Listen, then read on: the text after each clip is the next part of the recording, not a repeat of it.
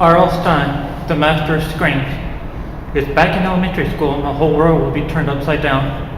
I think it was either in first or second grade. I was going to my hearing teacher, Mrs. Essex, for my daily hearing lesson. Mrs. Essex was a good egg. She went far beyond her teaching duties.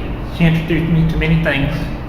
She let me watch movies my parents didn't want me to. She let me play video games, and she suggested books for me to read, as she was a very avid reader. One day she came into class and handed me a book. "Try that," she said. "I think it'll suit your taste." She had no idea just how right she was. It was the very first Goosebumps book, Welcome to Dead House. The cover depicted an old decrepit house with something, man or creature, in a window. From the very first page, I was enthralled. From then on, I devoured every Goosebumps book I could find. I found myself wanting to know just who was R.L. Stine, this wonderful person who sucked me in with his stories. I wanted to be him. He inspired me to write and to continue to read. So I'd like to embellish a bit about who R.L. Stine is and just how he has inspired me. His full name is Robert Lawrence Stine. He was born and raised in Ohio. He loves comics, from Mad Magazine to Tales from the Crypt. Before he started writing books, he wrote Humor magazine, filled with stories and comics. He got in a lot of trouble for that, as he usually made fun of teachers in them. He also saw some old monster movie and Twilight Zone episodes. According to his autobiography, it came from Ohio. He says he drew lots of inspiration from the show when he was outlining his books.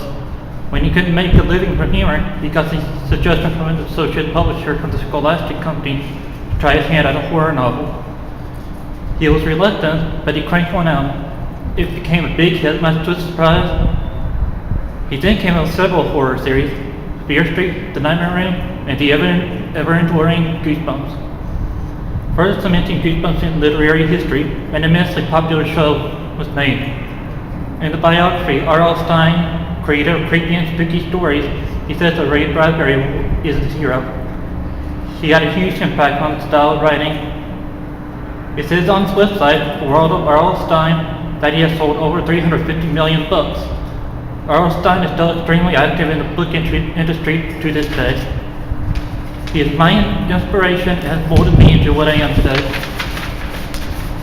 Every time I read one of his books, my fingers start itching with the need to write ideas down for my own stories. Eventually, I did write a short-lived series called The Aberzones. They were very short, but it got me into the Young Authors Conference back in 2nd or 3rd grade. I was also inspired by his Goosebumps TV show. The show consistently amazed me, and some episodes stuck with me after all these years. The werewolf episodes caused my fear of the dark and the immediately irrational fear of werewolves. But those werewolves were, and still are, the scariest werewolves ever put on screen, in my opinion. The show caused my dream of wanting to become a filmmaker. The Living Dummy episodes were the ones that truly inspired me to start making films.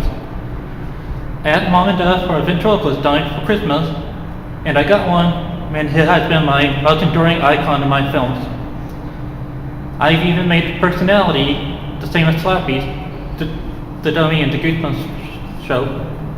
I entered one of my dummy films into my high school film festival, and I won an award for it. R.L. Stine caused my love for reading and writing, inspired my interest in film. I'm still an avid reader of his, reading his new books and rereading his old ones. He will always be my hero and inspiration.